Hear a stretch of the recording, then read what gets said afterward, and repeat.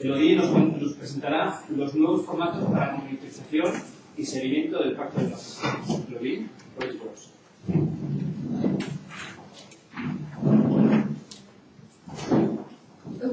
Okay.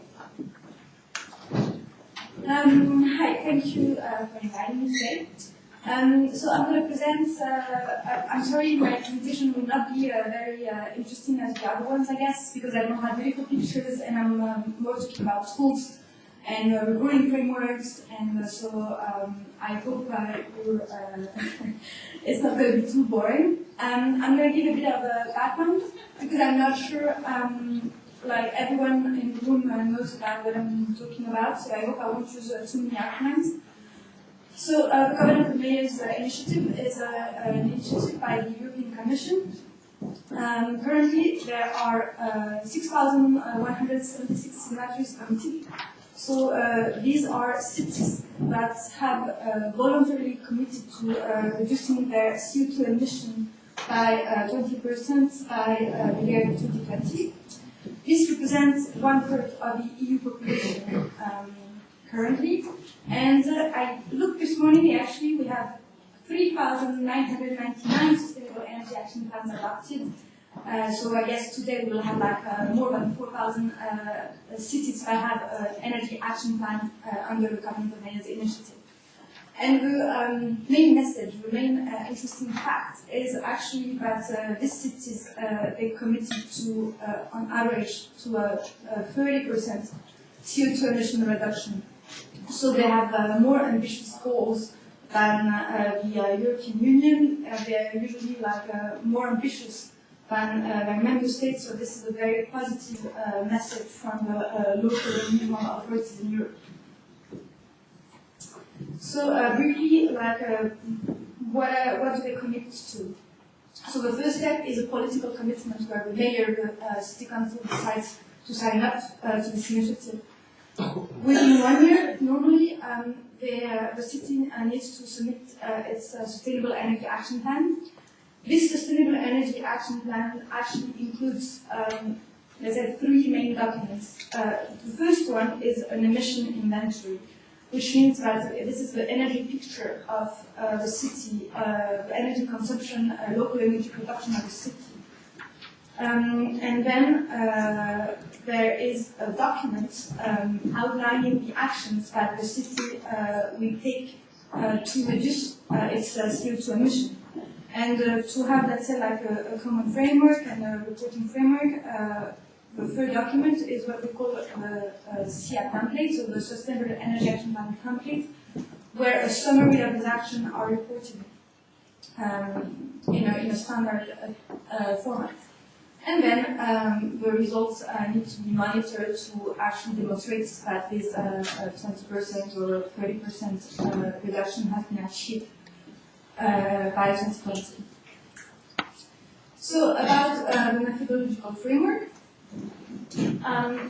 the initiative follows an integrated approach, working both on energy demand side and energy supply side. What needs to be included in the inventory and in the plan, in the action plan, actually, it's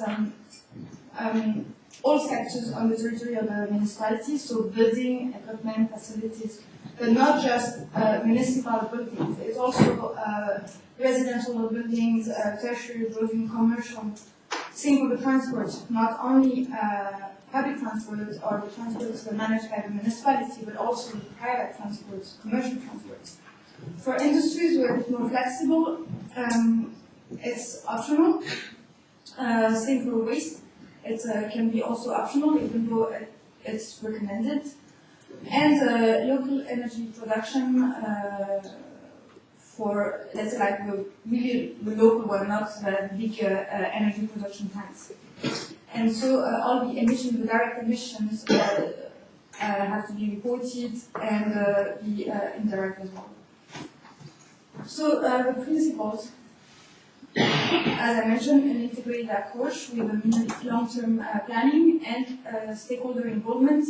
As I was saying, not only working on the municipal buildings or municipal transport, but also trying to involve the citizen commercial sector. to be able to achieve this 20% target.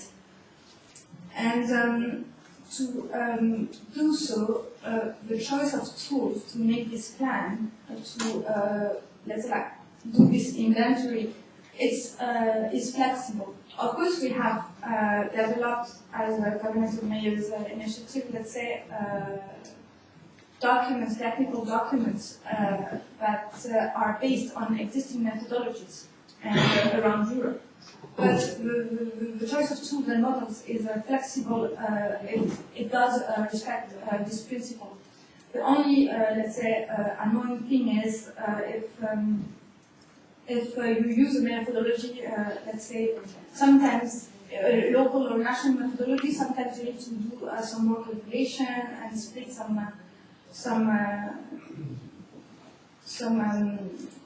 for example, for some action of some sectors, you might not count them exactly the same way, so it needs some adaptation.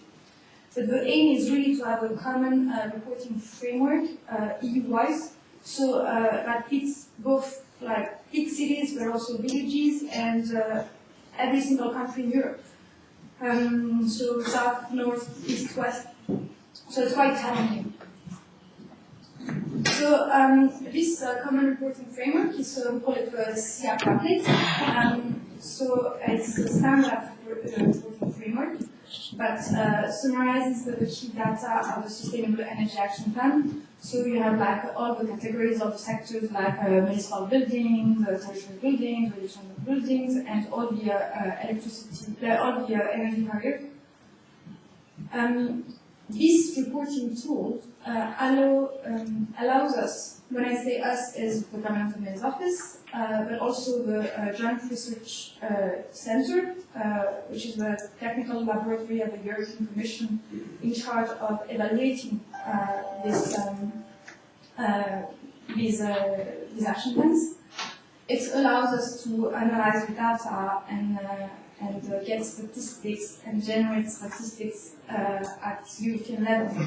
So this will feed, let's say, feed the work of the European Commission, and it will help, let's say, like shape EU directive, EU policies in terms of energy, because we have like right now we have this huge database, 6,000 cities, 4,000 plans, EU-wide, where you have all these data that are locally produced. Let's say it's not coming from the national from the countries, but it's coming from population at the local level. So it might not be the most accurate data, but it's like the one that is locally gathered. So what is reported? The overall strategy, so the target, which can be like 20%, but also like more than 20%. Where is the staff allocated? Where is the budget allocated? Where is it coming from? Is it do you finance your action? And this just by municipal budget, or do you use EU funds, EU projects? This kind of data, let's say. Final energy consumption by sector and by energy carrier. The CO2 emission factors for each energy carrier, if you use the IPCC approach, LCA approach, the local energy production, the CO2 emission by sectors and by energy carrier, and then the key actions where you will estimate also the cost of the implementation of the action, of course the energy savings, and the CO2 emissions reduction. So, this is what happened in the last 5 years. This is an evolving movement, evolving initiative. So now we're in 2013, 2014. We're in the phase where we have to develop like the next step, let's say like the monitoring templates, to monitor the actions of all these 4,000 cities. So, to do so, we unfortunately had to revise a bit the templates. So for those of you who know what I'm talking about, so we have a new version of this SEAP template. For the newcomers, it doesn't change much for you because you're just going to use that one. So it's supposed to be more user-friendly with real-time notifications and some automatic data calculation with real-time feedback, which means that before you had to wait for feedback by the Joint Research Center reviewed information. Maybe you had to wait around, I don't know, 8-9 months. So we try to automatize a bit the process so that you have like real-time feedback. And so you don't have to wait for 9 months and then find out that you made some like stupid calculation mistakes or you forgot to tick some boxes. So this one has been launched during this summer. So what is written down here actually, it's more of a wish list. Because to be honest, it's still not perfectly working. So this is on our wish list, let's say, for Christmas. So if you're interested in, let's say, like this document, we have it right now in a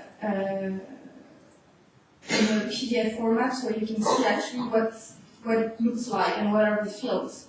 So you can see that, as I was saying, you have the overall strategy, and you have like yellow bubbles that indicates what has been changed compared to the previous formats. And for the newcomer, of course, it also gives some indication on what are the fields of that needs to be filled in.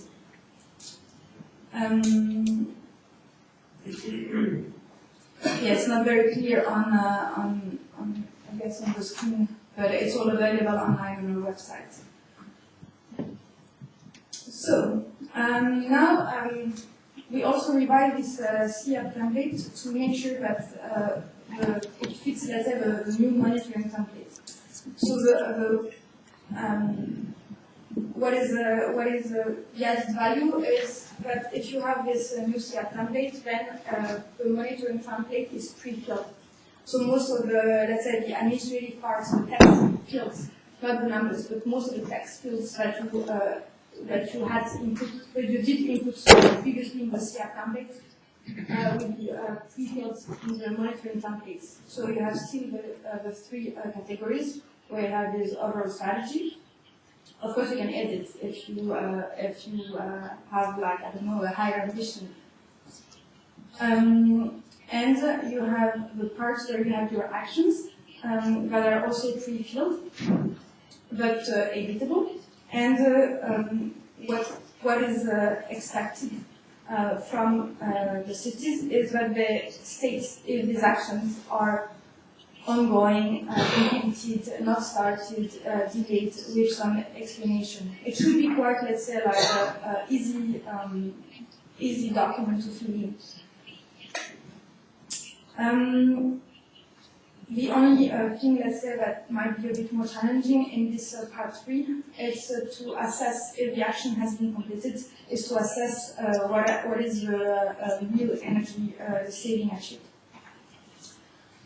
And let's say, like, the most time-consuming part, of course, is to do a new emission inventory. So the city started with an emission inventory from of a baseline year, which might be, I don't know, like the year 2000, for example. And to monitor the result achieved, of course, there needs to be a new one done. It's exactly the same as the same template, the same format as this baseline emission inventory. It is just called the monitoring emission inventory, so you have an A and an A, and it's exactly the same document. Let's say, like, the new features is that for this one you don't need an approval from the city council. Even though it's recommended, let's say, it's always better to present, like, let's say, the state of action in front of the whole city council. And you have no evaluation by the Joint Research Center or by the Governmental Mayor's Office.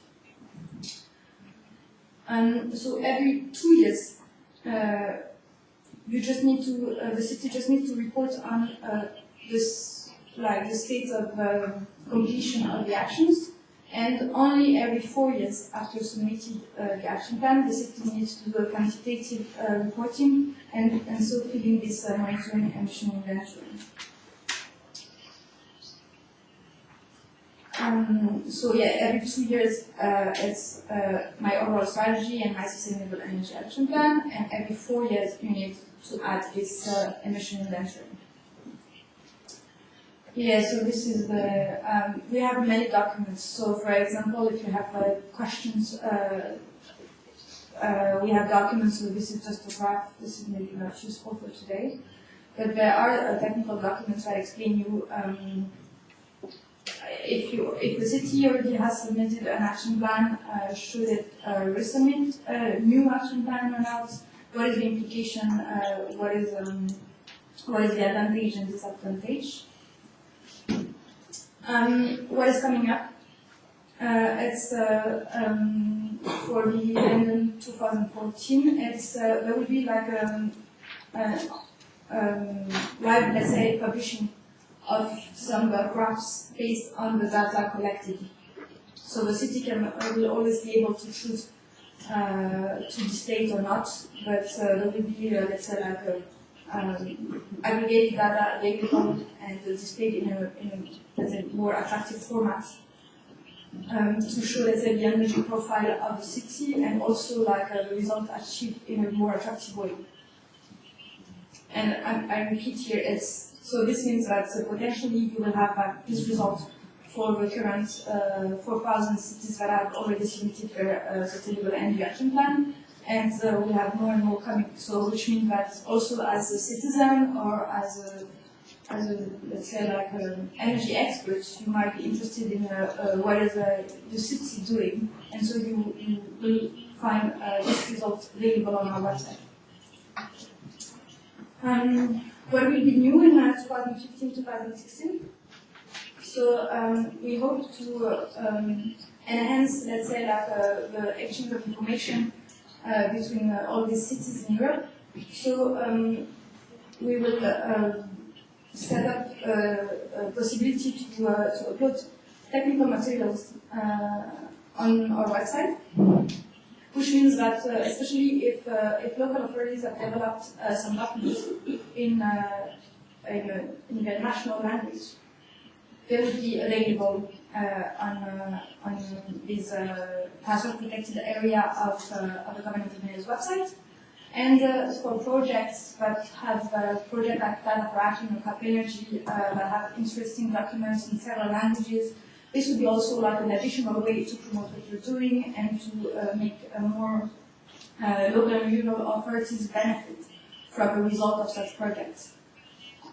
So we hope it's going to improve also the exchange of experience. And then we are, for the moment, like let's say like authorities engaged in the governance of mayors are local authorities, so cities, municipalities, but also regions and a network of local and regional authorities. But we have now opened, let's say, like this network, and we are extending to including local and regional energy agencies. So this is really important to me, especially as FEDARENE, because we found out that 40% of regions and provinces are relying on their energy agency to actually support the municipalities in developing their action plan. So we have been struggling to make peaceful acknowledged by the European Commission, and it's open as of now. So we are really happy. And then also there are many students, many universities that are contacting us to get data and to do some research, to contribute to PhD students. So we will also try to make use of these resources. European students, let's say, that are really interested, who are really interested in this topic, university, who want to do some research. on local energy policies, and it would be, I think it would be quite interesting to bring them on board. And of course, trying to involve more and more the citizens. And I stop for now. Yeah, if you have, if you want to check our website, we have all the technical documents available on it, and you can always write us and we'll try to answer the technical questions. Thank you.